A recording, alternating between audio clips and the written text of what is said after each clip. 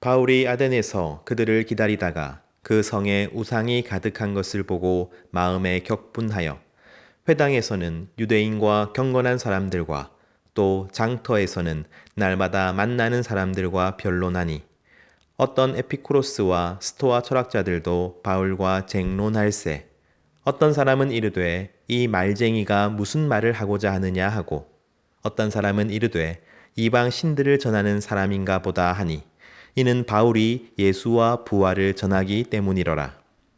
그를 붙들어 아레오바고로 가며 말하기를 내가 말하는 이 새로운 가르침이 무엇인지 우리가 알 수 있겠느냐. 내가 어떤 이상한 것을 우리 귀에 들려주니 그 무슨 뜻인지 알고자 하노라 하니 모든 아덴 사람과 거기서 나그네 된 외국인들이 가장 새로운 것을 말하고 듣는 것 이외에는 달리 시간을 쓰지 않음이더라. 사랑하는 성도 여러분, 오늘은 한 이슈가 있어서 그 이슈를 중심으로 함께 말씀을 나누도록 하겠습니다. 2024년 10월 27일 다음 주 주일은 루터의 종교개혁을 기념하는 종교개혁 기념주일입니다. 그리고 이날 몇몇 대형 교회들이 주축이 되어서 광화문에서 집회를 엽니다. 정식 이름은 10월 27일 한국교회 200만 연합예배 및 큰 기도회입니다.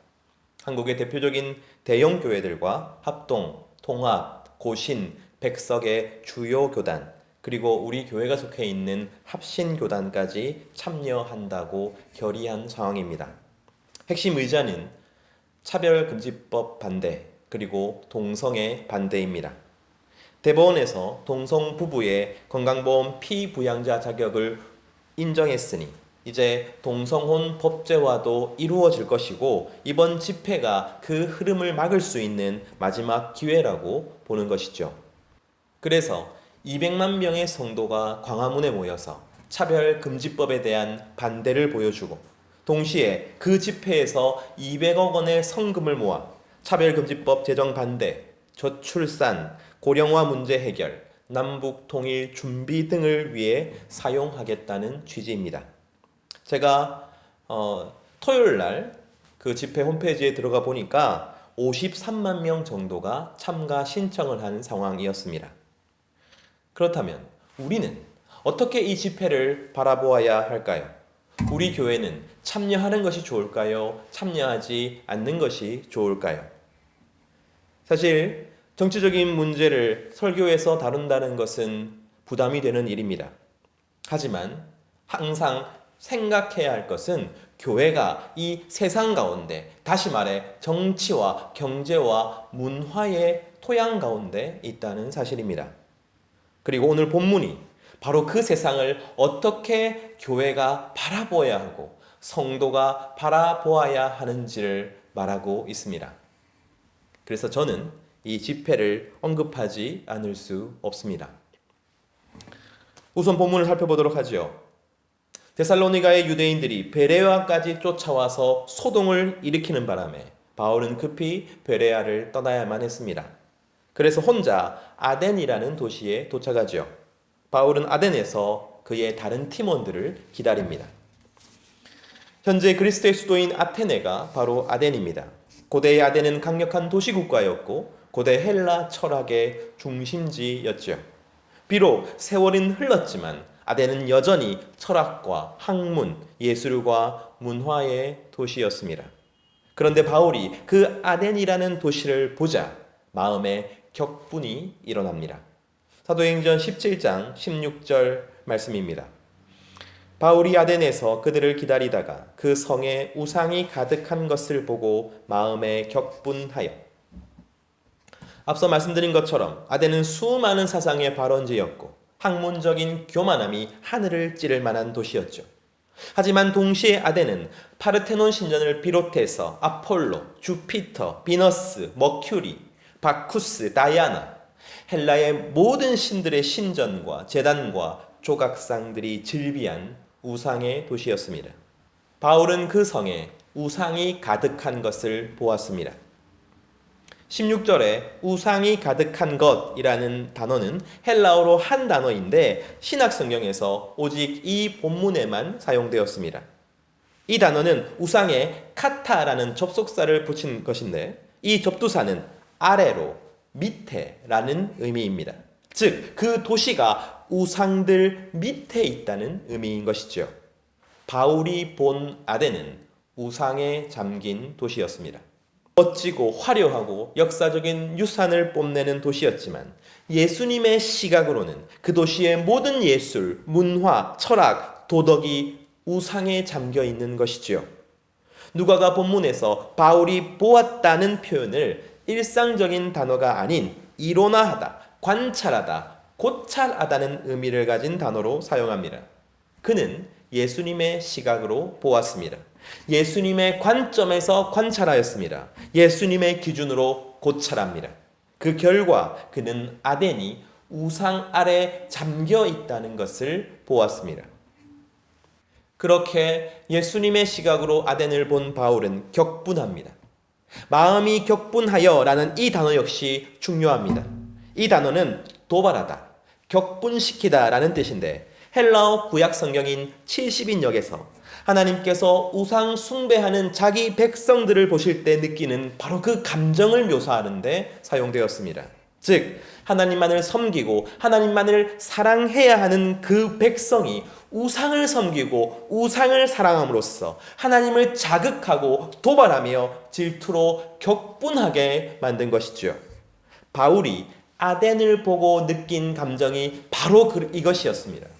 그는 하나님의 감정, 예수님의 감정을 느낍니다. 바울은 언제나처럼 회당을 찾아가 유대인과 경건한 이방인들에게 복음을 전했습니다. 하지만 아덴에서 바울은 거기서 멈출 수 없었습니다. 예수님의 시각을 보고 예수님의 감정으로 느낀 그는 가만히 있을 수 없었습니다. 그래서 바울은 매일 장터로 나갑니다. 여기서는 장터가 중요합니다. 이 장터는 단순한 시장을 말하는 것이 아닙니다. 헬라어로는 아고라라고 하죠. 아마 들어보신 적이 있을 것입니다. 헬라 문화권의 도시에서 아고라는 헬라인들의 생활과 경제와 문화와 예술과 정치가 이루어지는 공간이었습니다. 즉, 유대인들의 삶의 중심이 회당이라면 헬라인들의 삶의 중심은 아고라였던 것이죠. 지금까지 바울은 아고라에 가지 않았습니다. 데살로니가에서는 아고라의 불량한 사람들이 성을 선동하여 바울을 내쫓지요. 그렇게 회당과 아고라의 경계가 있었습니다. 그런데 아덴에서 바울은 매일 아고라로 향합니다. 그리고 그곳에서 사람들을 만납니다. 그리고 그들의 언어로 복음을 말합니다. 그러자 아덴 시민들은 바울을 붙들어서 아레오바고라는 곳으로 가지요. 사도행전 17장 19절에서 20절 말씀입니다. 그를 붙들어 아레오바고로 가며 말하기를 내가 말하는 이 새로운 가르침이 무엇인지 우리가 알 수 있겠느냐. 내가 어떤 이상한 것을 우리 귀에 들려주니 그 무슨 뜻인지 알고자 하노라 하니. 이 본문 또한 주의 깊은 해석이 필요합니다. 붙든다라는 헬라어는 체포의 의미를 가지고 있습니다. 그리고 20절에서 무슨 뜻인지 알고자 하노라 이 헬라어는 신문의 의미를 가지고 있습니다. 그리고 중요한 것은 아레오바고라는 지명인데 이곳은 아덴의 주요한 인물들이 모여서 종교적이고 철학적인 문제를 결정하고 판결하는 일종의 법정이었습니다. 소크라테스를 신성모독죄와 젊은 세대들을 타락시킨 죄로 기소하고 사형을 판결한 곳도 아레오바고였을 것입니다. 현대 그리스 대법원의 이름도 아레오바고라고 합니다. 그러니 바울은 법정으로 끌려간 것이지요. 하지만 그 법정에서 바울은 오히려 담대하게 복음을 선포합니다. 그 설교가 사도행전 17장 22절에서 31절까지 요약되어 기록되어 있습니다. 사랑하는 성도 여러분, 바울은 예수님의 시각으로 아덴을 관찰하고 아덴이 우상에 잠겨 있는 것을 보았습니다. 그리고 그 사실에 예수님의 감정으로 격분을 느끼죠. 그리고 바울은 아덴 시민이 살고 있는 그 삶 한가운데로 나아가서 복음을 선포합니다. 그리고 그 복음 때문에 법정으로 잡혀갑니다. 고난을 당하고 핍박을 받습니다. 그러나 그 법정에서조차 그는 담대하게 복음을 선포합니다. 마치 예수님처럼 말이죠. 예수님께서는 우상과 죄에 잠겨있는 영혼들을 찾아가 그들을 만나시고 그들과 함께 하시고 그들에게 복음을 전하십니다. 베데스다의 38년 된 병자에게, 자신을 애타게 부르는 문둥병자들에게, 군대 귀신 들린 자에게 그리하셨죠. 그리고 결국 그 복음 때문에 잡혀서 법정에 서십니다. 고난을 당하고 핍박을 받으십니다. 하지만 그 법정에서도 예수님은 담대하게 자신이 하나님의 아들 메시아이심을 선포하십니다. 바로 이것이 예수님의 방식이었습니다. 그렇다면 아덴에서 바울이 했던 행동의 의미는 무엇입니까? 바로 그가 예수님의 방식으로 일한 것이죠. 사랑하는 성도 여러분, 이 세 가지가 성도가 이 세상을 대하는 태도입니다. 우리가 살아가는 이 세상은 마치 아덴과 같습니다. 탐욕, 명성, 부, 권력, 성, 정치, 가족, 친구, 일, 쾌락, 음식, 심지어 봉사나 종교까지도 하나님을 대신하는 우상이 됩니다. 그렇다면 이 죄악된 세상, 진실로 우상에 잠겨있는 세상을 살아가는 성도들은 어떤 태도를 가져야 합니까? 예수님 없이 우상을 섬기는 이 도시와 이 사람들에 대하여 어떠한 태도를 가져야 합니까? 그것은 바로 예수님의 시각으로 보고 예수님의 감정으로 느끼고 예수님의 방식으로 일하는 것입니다. 사랑하는 성도 여러분, 모든 것은 보는 것에서부터 시작됩니다. 하나님은 교회에 갇혀 계신 분이 아닙니다. 하나님과 하나님의 말씀과 하나님의 정의와 사랑과 평화는 이 세상 모든 영역에서 인정되어야 하며 선포되어야 합니다. 그런데 지금 그 모든 영역이 우상에 잠겨 있는 것이죠.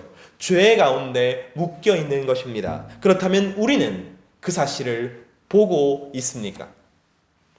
하나님의 이름이 모욕을 당하고 하나님의 정의와 긍휼이 무시당하는 것을 보고 있습니까? 온통 우상을 섬기는 사람들과 그리고 자신이 섬기는 우상 때문에 평화를 누리지 못하고 불안해하며 슬픔과 고통에 시달리는 영혼들을 보고 있습니까? 우상으로 인한 압제 때문에 무거운 짐을 지고 사는 사람들을 보고 있습니까? 진실로 이 세상의 모습, 우상에 잠겨있는 세상을 보고 있습니까? 그리고 우리가 진정 보았다면 우리는 예수님의 감정을 느껴야만 합니다. 하나님만이 받으시기에 합당한 충성을 우상에게 바치는 것을 보고 바울은 경노합니다. 그렇다면 내가 본 그 수많은 우상 가운데 나를 경노하게 하는 것은 무엇입니까? 우상에 매여 있는 그 많은 사람들 중에 나를 가장 아프게 하고 나를 가장 안타깝게 하는 영혼은 과연 누구입니까? 나로 하여금 도저히 가만히 있을 수 없게 만드는 것은 무엇입니까? 주님은 예수님의 시각으로 이 세상을 보는 성도에게 반드시 어떤 특정한 분야 혹은 조직 혹은 영혼들을 향한 감정을 허락하십니다. 때로는 거룩한 분노이고 때로는 공감의 눈물이며 때로는 강한 책임감일 수도 있겠죠. 바로 그 감정이 예수님의 감정입니다. 나는 보았습니다. 나는 느꼈습니다. 그렇다면 나는 행동해야 합니다. 일해야 합니다. 나아가야 합니다. 마치 바울이 아덴의 아고라로 나갔던 것처럼 말이죠. 하지만 아고라에서의 그의 행동은 위험한 일이었습니다. 아덴의 신들을 모욕하거나 기존 체계를 흔든다고 생각이 되면 사람들은 그를 아레오파고로 붙잡아 갈 것이기 때문이지요. 에피쿠로스 악바와 스토아 악바가 가득 찬 그곳에서 바울은 불이익을 당하거나 추방당하거나 죽게 되겠죠. 하지만 바울은 아랑곳하지 않습니다. 그는 자신이 어떠한 고난을 받든지 상관없이, 아니 고난 그 자체도 복음을 선포할 기회로 이용합니다. 저는 어쩌면 바울이 아레오파고로 가기 위하여 노력했다고 생각합니다. 공식적으로 복음을 이 도시에 선포할 수 있는 기회였기 때문이죠. 성경은 그 길을 십자가의 길이라고 말합니다. 제가 계속해서 강조하고 있습니다. 고난 앞에서 기뻐하는 삶, 기적보다 십자가를 선택하는 삶, 바로 그 삶이 나는 죽고 예수님으로 사는 삶이라고 하였죠. 그리고 그러한 삶만이 예수님이 없는 인생으로 하여금 멈추어서 말씀을 경청하게 하고 복음을 질문하게 만든다고 하였습니다. 그것을 위하여 바울은 기꺼이 고난을 선택합니다. 바로 이것이 예수님의 방식입니다. 사랑하는 성도 여러분, 성도가 이 죄악된 세상을 대하는 태도는 예수님의 시각으로 보고 예수님의 감정으로 느끼고 예수님의 방식으로 일하는 것입니다.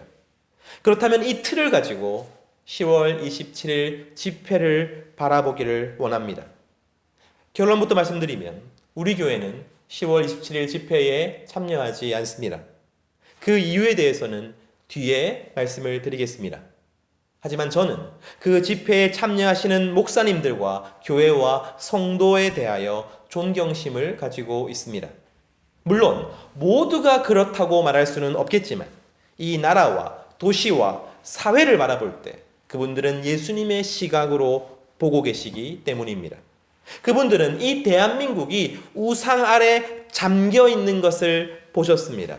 그리고 그 중에서 동성애라는 죄악에 이 나라가 잠기는 것에 격분한 감정을 느끼는 것이죠. 저는 그 시각과 감정이 예수님께서 주신 것이라고 생각합니다. 하지만 한편으로 이 집회를 강하게 반대하는 분들도 계십니다. 저는 그분들도 존경합니다. 그분들도 이 나라가 우상에 잠겨 있는 것을 보았습니다. 그리고 그분들은 이 나라 가운데 특별히 교회가 더더욱 우상에 잠겨 있는 것을 보았습니다.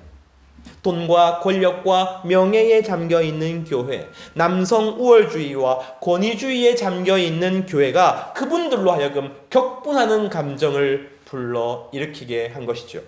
저는 그 시각과 감정 또한 예수님께서 주신 것이라고 믿습니다. 사랑하는 성도 여러분, 이 세상은 우상에 잠겨 있습니다.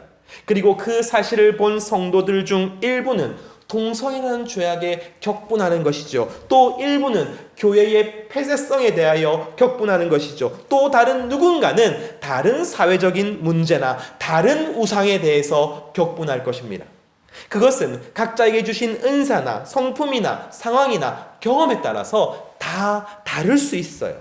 하지만 이 죄악된 세상을 바로 보고 마땅히 품어야 할 감정을 품게 하시는 것은 바로 예수님이십니다.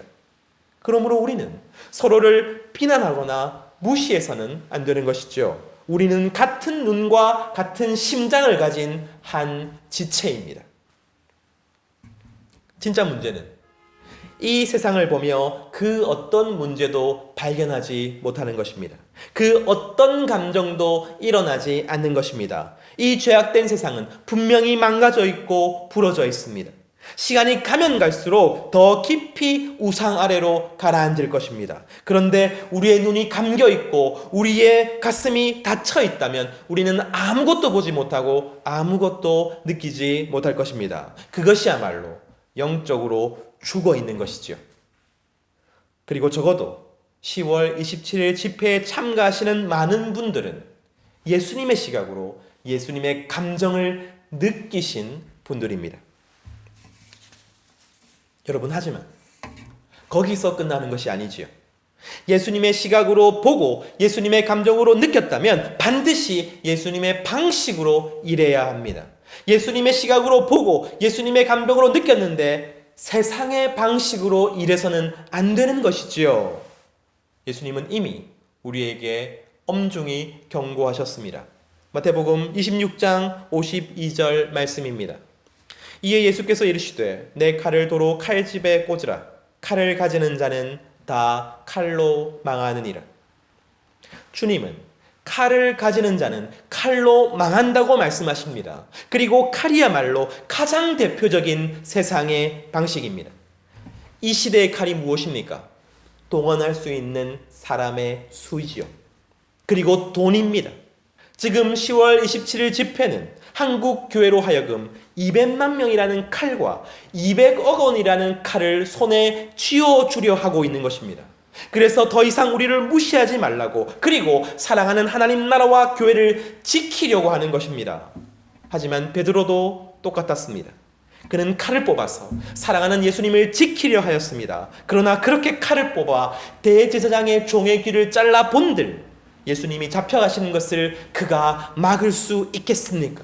저 수많은 로마 병정들과 유대인의 큰 무리들을 이겨낼 수 있겠습니까? 한 번은 막아낼 수 있다 하여도 그 다음번에는 300만 명이 필요할 것입니다. 300억 원이 필요할 것입니다. 더 큰 칼이 아니면 상대를 위협하지 못할 것입니다. 세상의 방식의 허점이 바로 여기에 있습니다. 단 한 번만 쓰고 끝나는 칼은 없습니다.